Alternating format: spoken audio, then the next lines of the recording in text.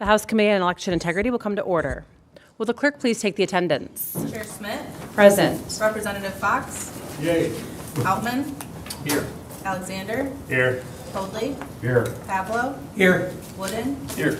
Colzar. Here. Song. Present. Madam Chair, you do have a quorum. Representative Hoadley moves to adopt the minutes from September 9th. There being no objection, the motion prevails by unanimous consent. Well, good morning. Today, we will take up House Bill 4588. We will hear testimony from Representative Woolford testifying in support of this bill. Representative Woolford, would you please come forward?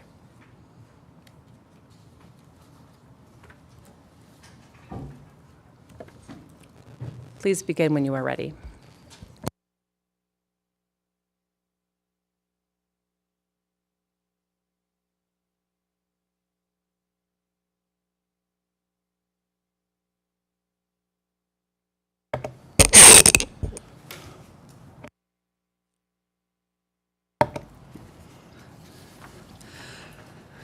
Good morning, Chair Smit and committee members.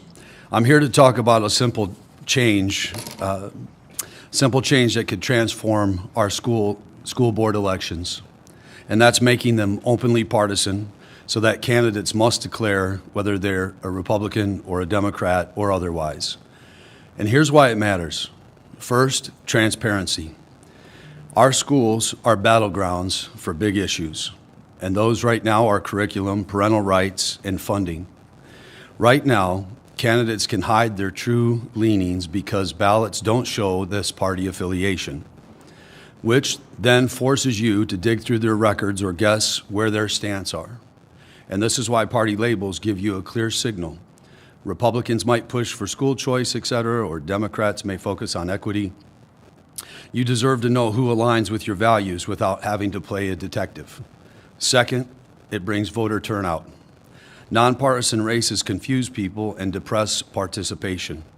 Studies show that partisan elections can boost turnout fivefold by simply making these races feel relevant, especially if we align them with general elections. In 2022, Michigan saw a huge turnout for issues like Proposal 3, but school board races, unfortunately in 2022, that we saw that as just a blip. Labels would draw in more than just parents. It would bring in young voters and diverse voices, ensuring boards reflect our communities, not just special interest groups. And third, the reality is, let's be honest, education is already politicized. From book bans to trans policies, national debates are shaping our classrooms. And in 2022, outside groups poured money into Michigan's nonpartisan races, pushing these hidden agendas. Partisan labels would end this charade, letting parties recruit candidates who stand for their clear principles so that you actually know what you're getting before you vote. And finally, it brings accountability. Party labels create policy consistency. Boards with clear ideological balances, whether conservative, progressive, or mixed, can avoid gridlock and deliver on promises from better budgets and safer schools. Without labels, we risk surprises or recalls when candidates' true colors show up too late. Critics say that this could divide us further, and I hear that, but hiding affiliations doesn't erase division, it just buries them. 9 states have already allowed partisan school board races, and Michigan should join them. So let's make our elections honest, give voters clarity, and ensure our kids and their schools reflect our values. Thank you. Thank you for your testimony and for being here. Next, we will take questions. Representative Colzar. Thank you, Madam Chair, and thank you for your testimony. A lot of what you mentioned for school board, when you talk about school choice, parental rights, et cetera, those are state decisions. So I'm curious if you can summarize what you believe the duties of a school board trustee are. Well, I'll actually let a school board trustee answer that question for you. But again, this is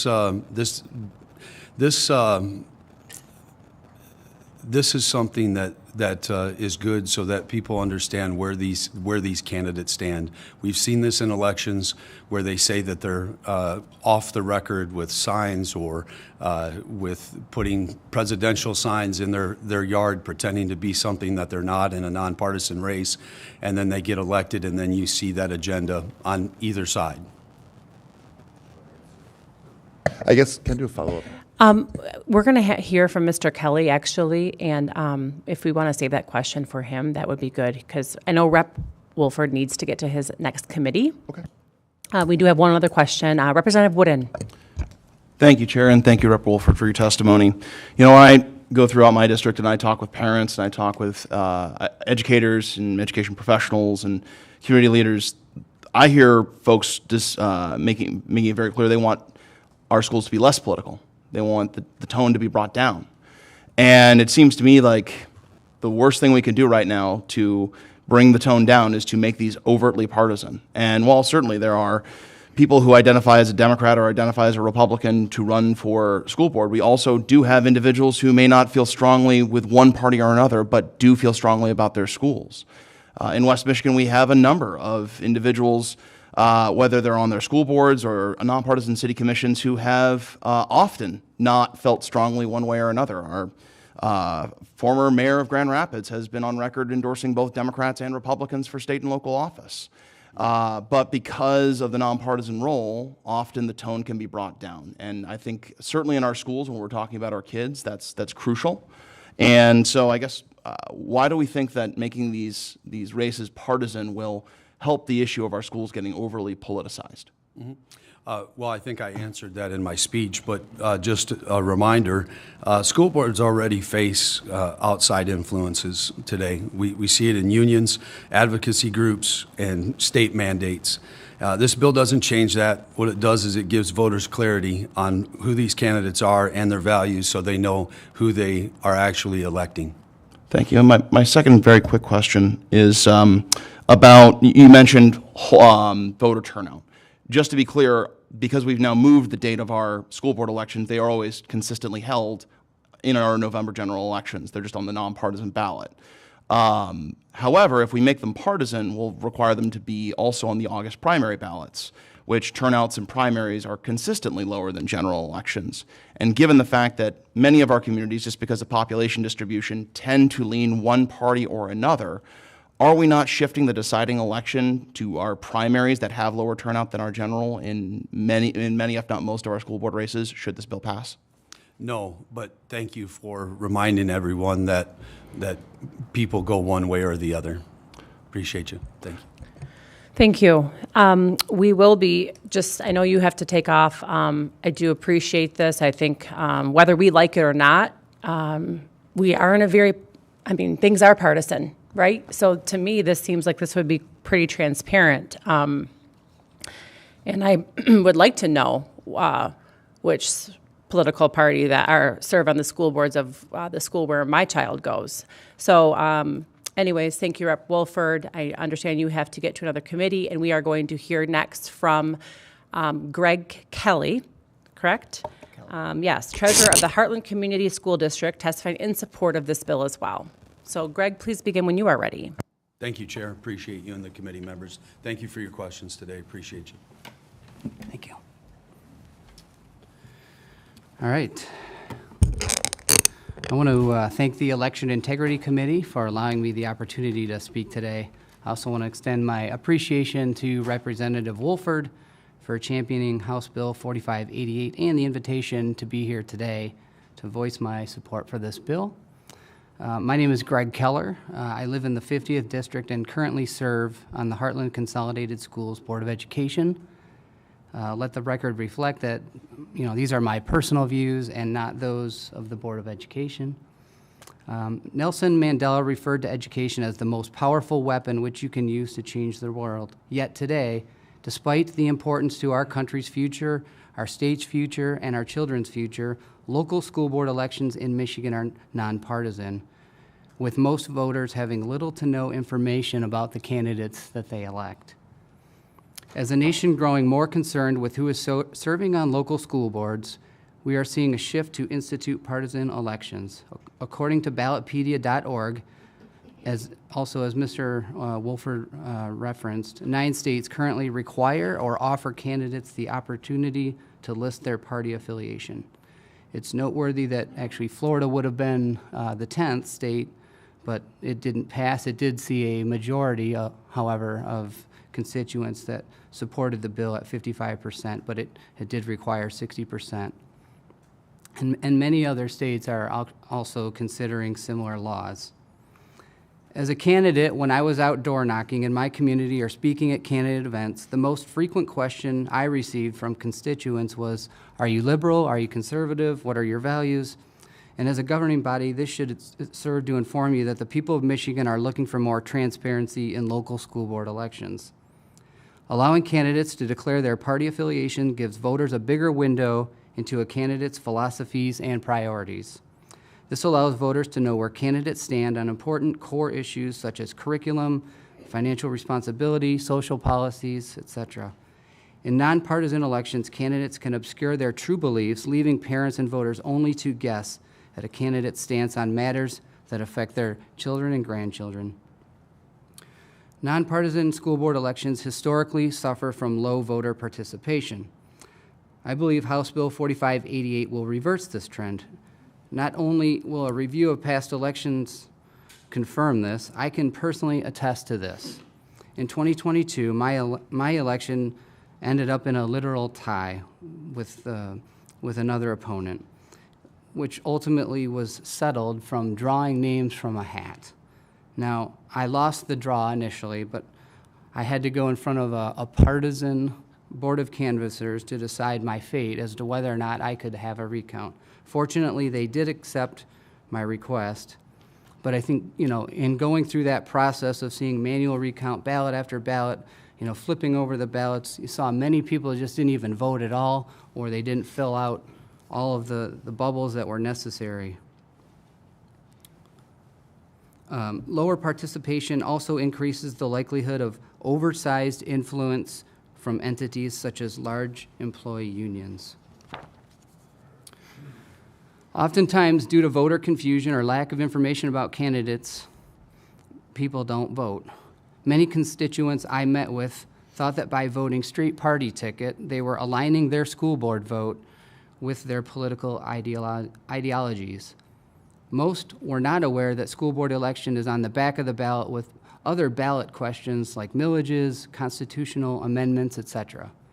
Local school board races operate with significantly smaller budgets, making it more challenging to get a candidate's message out. Voting based on someone's yard sign is not the solution. We aren't choosing between someone's favorite flavor of ice cream. These are our children and the future of our country. We deserve to give voters the highest level of transparency possible. With respect to policy, education policy, whether we admit it or not, is already inherently political. Issues such as locker room usage, sex education curriculum, and other budget priorities already overlap with broader ideological debate about the role of government, individual liberty, and societal values. Additionally, many education policies and reforms actually originate at the state level, which are set by lawmakers such as yourselves who are already in partisan races. And if you even look at the State Board of Education, they are also partisan. Why would it be any different at the local level? Whether, governing with a party affiliation is no different than a state rep, the governor, a local commissioner, the township clerk. You are still elected to represent all. In summary, House Bill 4588 will put an end to nonpartisan school board races that masquerade as nonpartisan in name only.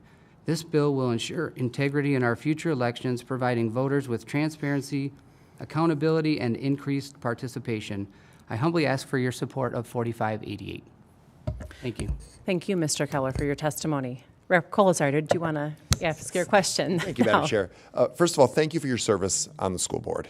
It is becoming increasingly difficult to find people willing to perform that task, so thank you for your service. But same question, can you please explain to me your duties as a member of the school board?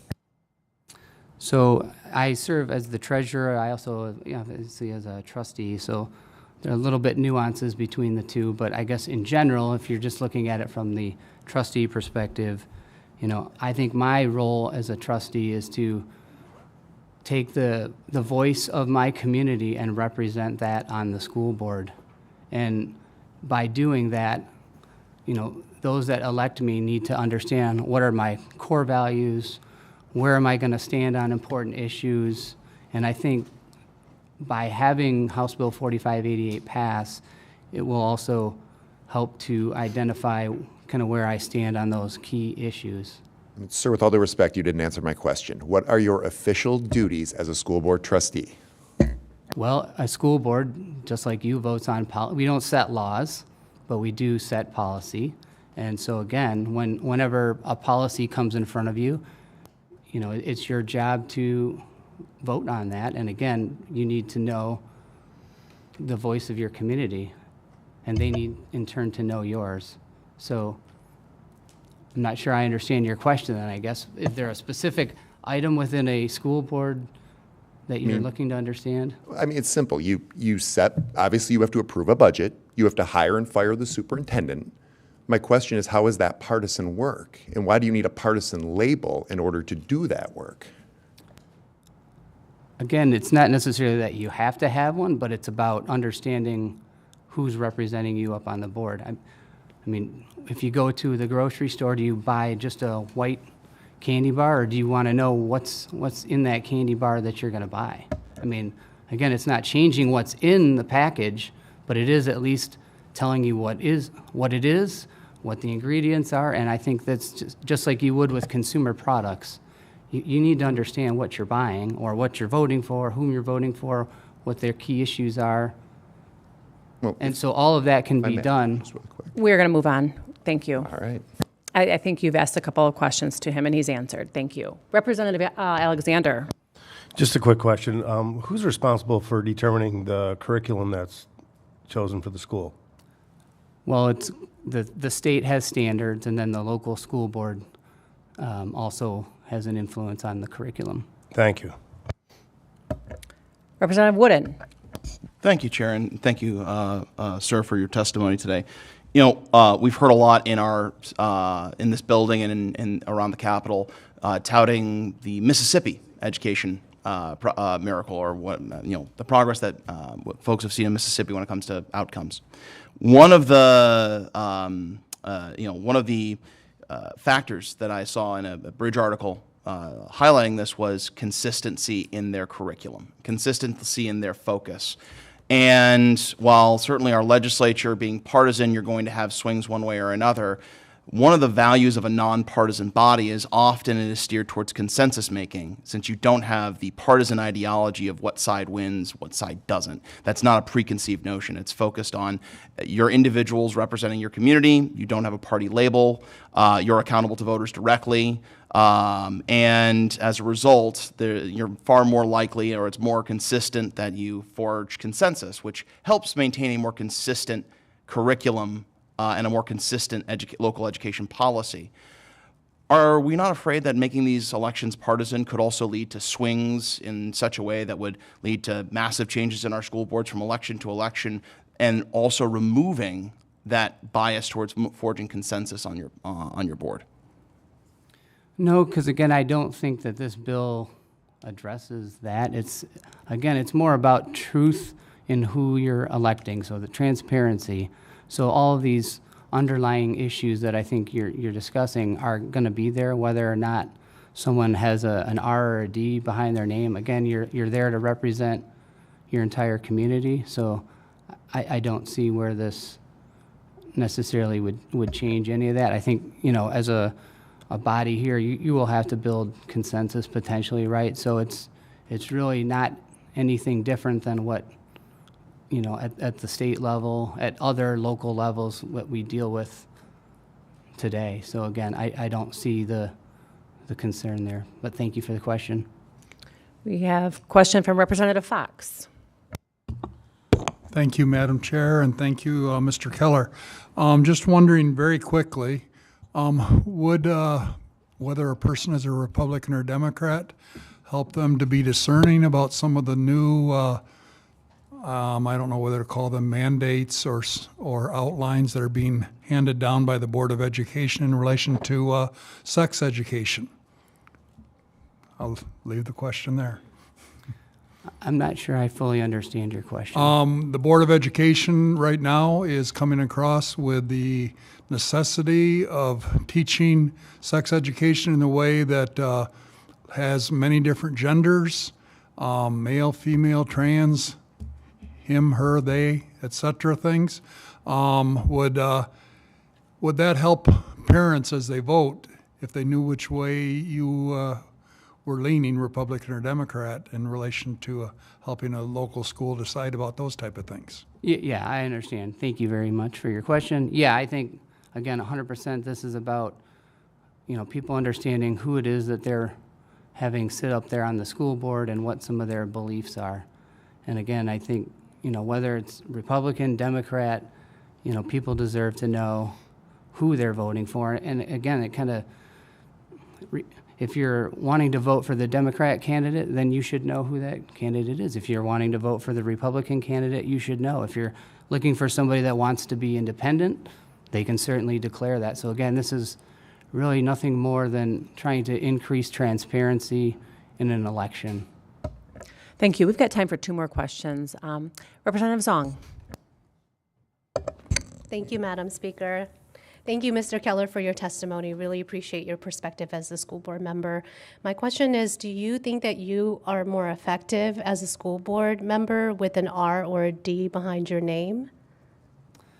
I don't think it really makes a difference, honestly. I think, again, it's more about who people are electing. So I think when you sit up there, you really shouldn't necessarily be thinking or locked in solely with what, an R or a D may be. Ultimately, it's up to you to govern and decide policy based upon your core beliefs, which again tends to lean with an R or a D. But for me, it's all about what is your ideological beliefs, and you use that to guide and make decisions on policy or who you're going to hire for superintendent, what law firm the district is going to use, all these things that maybe Representative Colzar was asking me about earlier. But again, I think all of that is done in a way that regardless of whether or not you run as an R, a D, an I, you're still going to be performing making the same decisions. Thank you so much. Thank you, Chair. Thank you. And our final question, Representative Outman. Well, thank you, Madam Chair. And I really don't know if I have a question yet, but I do thank you, sir. Giving me a lot to consider. I'm not sure how I feel about this, to be quite honest with you. I'm not one who loves political parties, if I'm being honest with you. I always think back to George Washington's farewell address, where he warned about political factions and kind of dividing ourselves and labeling ourselves in that regard. But it's certainly happened since the founding of our country, or not really the founding, but since our early republic. We've certainly been down this path. But I just sometimes I wish we could drop the political parties and just run on values, whether they are conservative, whether they are liberal, or otherwise. And sometimes I wish we could get the politics out of school. That's not been the case the last number of years. We've seen political ideology creep in there, and I understand it's frustrating for a lot of people. My fear is this maybe accelerates this and pours gasoline on that. Maybe it doesn't. Maybe this is, the proper way to do it, and maybe we should have more transparency with our elected officials running for school board positions. I guess all that to say, and I apologize for this rambling mess. I'm kind of thinking out loud here, but I guess, do you have concerns that it could, make matters worse, or do you think that transparency is so important? Which transparency is, but do you think it would, make things better, make people more satisfied with their school districts? I guess I have some concerns, and I could go either way. I'm just trying to reconcile all this in my mind. Understand, thanks for sharing your perspective. As someone who sits on a school board, I don't think we want to be, up at Gladiator Arena in a partisan-filled school board meeting, but let's face it, sometimes that happens anyways. And I think a lot of why that happens is because constituents are frustrated with who they put in those seats.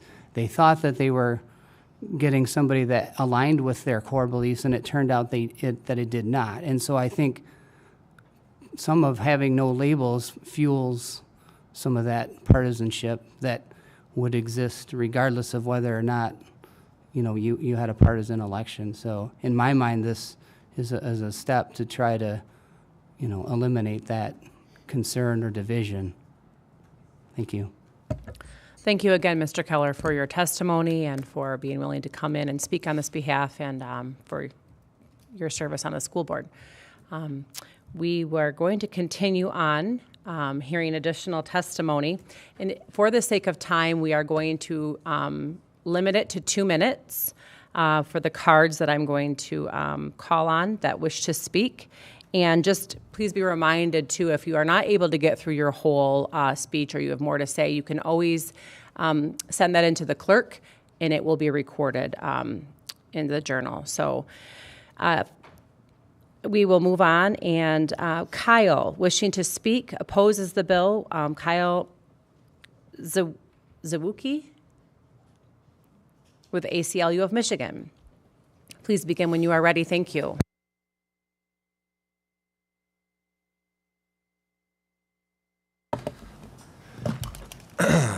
Thank you, committee. Kyle Zawaki for the American Civil Liberties Union of Michigan. I'm the legislative director there. Trying to keep this as brief as possible. ACLU of Michigan opposes House Bill 4588, which, as we all heard, would require a partisan affiliation for local school board elections, which is a significant shift away from Michigan's long-standing tradition of nonpartisan school board elections. It is a potential threat to the principles of equity and democratic participation and good governance and public education. A growing body of research shows that partisan school board elections actually reduce the likelihood of a non-white candidate to be elected, and therefore potentially exacerbating existing disparities in the political representation at the local level. Research also finds that shifting from a nonpartisan to partisan judicial election negatively led to less qualified judges. Similarly, studies also have linked the transition to partisan school board elections with lower pupil spending, a greater number of inexperienced teachers in the classroom, and increased disciplinary action towards students.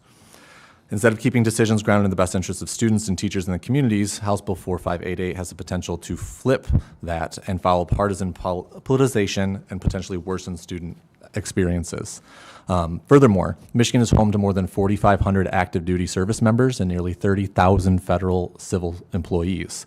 The Federal Hatch Act and the Department of Defense Memorandum place limits on certain political activities of federal employees and military personnel, with candidacy in a partisan political office being specifically prohibited. By changing school board races into partisan elections, this bill could bar thousands of qualified candidates, including military servicemen and women, from serving their communities on local school boards. Furthermore, our closed primary system in Michigan would restrict voters to selecting candidates from only one political party in partisan primary elections. This structure, if the bill were to be implemented, would reduce the ability for voters to choose from the entire gambit of candidates, instead of forcing them to just choose half or even less than half of the candidates that are running. And just to wrap up, with political polarization at an all-time high, public school board elections remain one of the few arenas where community members, regardless of political affiliation, can come together in a shared interest of educating students, regardless of political party. House Bill 4588 would threaten to inject this partisan ideological conflict and division into local education governance, making collaboration that much more difficult. Promise, last sentence. Partisan school board elections are not the national norm. Only 4 states require them, and 5 others allow them in certain areas. And switching to partisan elections changes who gets elected. Again, we oppose the bill and happy to take any questions. Thanks, Chair. Thank you, Kyle. In the event of time, I'm sorry, we are not able to take questions because we've got a lot of cards to get through. So, sorry, with session beginning at 10 o'clock today, we're going to keep moving. Thanks. Thank you, Kyle, for your time today. Appreciate you being here. Next up, we have Katie Kavanaugh with Okemos Public Schools Board of Education, wishing to speak, opposes the bill. Welcome, Katie. Please begin when you are ready. Good morning. Thank you all. My name is Katie Kavanaugh, and I'm a trustee on the Okemos Public Schools Board of Education, and I'm here today speaking on behalf of the board as a whole. We are opposed to House Bill 4588, requiring school board candidates to have a party affiliation. A Board of Education works as a whole. We speak with one voice, and it's not always easy to find common ground on some issues, but our job is to work together on behalf of all of our students and staff in our district. We try to keep partisan politics away from our board table, and requiring political affiliation for candidates and therefore trustees drags partisan politics, and let's face it, all of that baggage right to the board table. And it is a table. We all sit at one long table. There is no aisle dividing us. We sit together as a team, putting the interests of our students and staff first, not our Republican students or our Democratic students, but all of our students and staff. I've been on the Okemos Board of Education for 7 years now, and during that time I've served with, I think, 14 different people, and I don't know, nor have I asked them who they voted for or which party they belong to. I don't really care. Politics should stop as soon as we step into the boardroom. We're there to get our non-political, non-partisan job done. There are so many other things in education right now that we should be worried about. Instead of talking about this today, we should be talking about funding. I'm really hoping to see a budget that's now 3 months overdue for our school aid. Please speak to the bill, Ms. Kavanaugh. 4588, thank you. We have other things we need to be focusing on, and taking politics out of our boardroom gets us doing our job. One of our main jobs is security and safety, and I just want to say that Okemos had our third swatting of the year, or third swatting in the last 3 years, second in 6 months. We had another one yesterday. These are issues that our district needs to focus on, our state needs to focus on, more than bringing politics into our boardroom. Thank you for your time. Next, we will be hearing from Jennifer Smith, Michigan Association of School Boards, wishing to speak, opposes the bill. Welcome, Jennifer. Please begin when you are ready. Thank you. Thank you, Madam Chair and members of the committee. I appreciate the time to speak to you. I am Jennifer Smith. I'm Director of Government Relations from the Michigan Association of School Boards. And I can start by saying that the vast majority of our members oppose this bill very strongly. They don't see themselves as political people. They see themselves as school board members. They don't want to have to put a designation after their name and suddenly feel that that's the way that they have to vote and behave. We have a very strong Republican person on our board of directors, as well as their local school board. But I can tell you when he hits the table that R doesn't matter anymore. He is there as a representative of the school board. And we've had these long talks with our members, with our board, but there's also a lot of logistical questions. If you have to run on a partisan ballot, is that going to force our members into a primary? Our members already don't enjoy one election, let alone two. It also will drive their costs up to run for school board, where many of them take the exemption that they're not going to spend more than $1,000. This would force them to spend more money, which would force them to then raise more money, and is going to limit access to the board table. We already have many seats that go unfilled, and forcing our members to put an R or D behind their name would just leave more of those seats unfilled, because people do not want to have to designate to do that. We understand that this is a transparency question, but we also believe that school board is the closest thing you get to home. If you want to know what your school board person is thinking, if you want to know what the candidate wants out of the schools, ask them. This really should be the way that we handle all of our elections. If we have questions about how a candidate is going to vote on something, we should be asking those questions. But it's even easier at the school board level. When you run into them at the grocery store or see them at the football game, you can ask them the questions that you really want to know.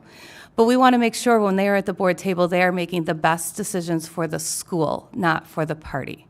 We don't want an issue to come up that a party feels very strongly about, but is not in the best interest of the school, and have a member torn between, do I vote with my party platform because that's who I say I am, or do I vote with the best interest of the school because that's who I'm supposed to be? We hear from members all the time that things are tough at the board table and that things are getting more and more political. And by designating people with a letter would just exacerbate that. School board members are trained and taught and encouraged to work together, not to single people out based on one particular view. Thank you, Mrs. Smith. It's been over 2.5 minutes. We need to wrap it up. Okay, if I could say one last thing Sure. to answer a question earlier. The major job of a school board is to hire the superintendent. The superintendent then oversees a curriculum director and the rest of the staff in the school. The school board, yes, they vote on policies for the district, but most of those are driven by the superintendent. So as a board member, you're not setting the curriculum. You're hiring the superintendent to work with the curriculum director to set those things. And all of it has to follow state law. So as we talk about what a school board member is meant to do, that is their number one thing, and party politics should not come into play when hiring and firing a superintendent. Thank you. Thank you. Appreciate your testimony today. Next, we have wishing to speak supports the bill, Sherry Ritchie, Pure Integrity Michigan Elections. Please begin when you are ready. Good morning, committee, and thank you, Madam Chair, for taking testimony today. On behalf of Pure Integrity Michigan Elections, known by our acronym PIME, my name is Sherry Ritchie, and I'm presenting our testimony in support of House Bill 4588. PIME is a 501c4 nonpartisan organization that contends for secure, honest, and trustworthy elections. We all know that far too many voters are not fully aware of or educated on all candidates up and down the ballot. And we know that many voters cast their vote only for the main races, like president, governor, House and Senate, etc. And races like school board often don't get voted on at all. Times have changed, and candidates employ many methods of reaching voters. Besides mailing postcards, candidates now do robocalls, robotexting, and yet still far too many voters are missed. If the lack of party affiliation on the ballot is partly responsible for the lower voting numbers in a category like this, it's high time to address that. There has been a massive effort over recent years to encourage greater voter turnout, such as no reason absentee ballots, now multiple early in-person voting days, and so on. This bill will undoubtedly increase voting in this category, so I guess I don't know why we would be opposed to increasing voter turnout. This bill will help voters to speak their voting voice further down the ballot, and PIME encourages the committee to vote in favor of House Bill 4588. Thank you. I have one more comment, if I may add. Sure. One sentence. The responsibilities of school board members have just been stated as primarily to elect a superintendent. I'd like to ask why they have meetings once or twice a month throughout the year, if that's their only job. Thank you. Thank you for your testimony this morning, Ms. Ritchie. I will read in the remainder cards. Not wishing to speak, opposes the bill, Thomas Luckett, Michigan Democratic Party. Not wishing to speak, opposes the bill, John Severson, Michigan Association of Intermediate School Administrators. Not wishing to speak, opposes the bill, Olivia Ponte, Michigan Department of Education.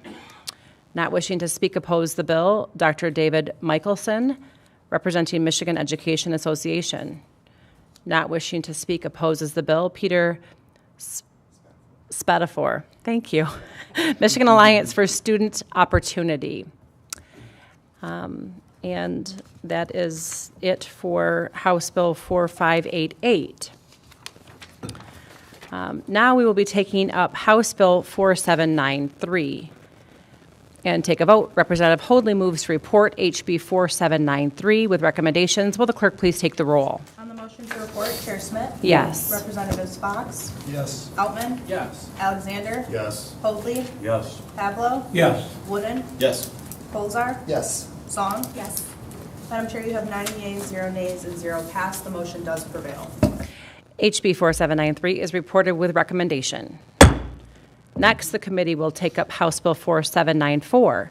We do have a substitute before us offered by Representative Hoadley, which will simply maintain that an individual appointed or elected as a member of the Board of Trustee of Community College District must sign an affidavit of eligibility no later than 15 days after the election. Representative Fox moves to adopt substitute H1 for HB 4794 with recommendation. Will the clerk please take the roll? Chair Smit? Yes. Altman? Yes. Alexander? Yes. Hoadley? Yes. Pavlo? Yes. Wooden? Yes. Colzar? Yes. Song? Yes. Madam Chair, you have 9 yeas, 0 nays, and 0 passed. The motion does prevail.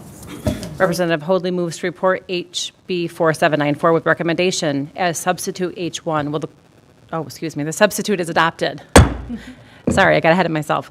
Representative Hoadley moves to report HB 4794 with recommendation as substitute H1. Will the clerk please take the roll? On the motion to report, Chair Smit? Yes. Representatives Fox? Yes. Outman? Yes. Alexander? Yes. Hoadley? Yes. Pavlo? Yes. Wooden? Yes. Colzar? Yes. Song? Yes. Madam Chair, you have 9 yeas, 0 nays, and 0 passed. The motion does prevail. HB 4794 is reported with recommendation as substituted. Next, the committee will take up House Bill 4795. We have another substitute before us offered by Representative Hoadley, which will simply maintain that an individual appointed or elected as a member of an intermediate school district board must sign an affidavit of eligibility no later than 7 days after appointment. Representative Fox moves to adopt substitute H1 for HB 4795 with recommendation. Will the clerk please take the roll? Chair Smit? Yes. Representatives Fox? Yay. Outman? Yes. Alexander? Yes. Hoadley? Yes. Pavlo? Yes. Wooden? Yes. Colzar? Yes. Song? Yes. Madam Chair, you have 9 yeas, 0 nays, and 0 passed. The substitute is adopted. Representative Hoadley moves to report HB 4795 with recommendation as substitute H1. Will the clerk please take the roll? Report, Chair Smit? Yes. Representatives Fox? Yes. Outman? Yes. Alexander? Yes. Hoadley? Yes. Pavlo? Yes. Wooden? Yes. Colzar? Yes. Song? Yes. Madam Chair, you have 9 yeas, 0 nays, and 0 passed. The motion does prevail. HB 4795 is reported with recommendation as substituted. And there being no further business before the committee will stand adjourned.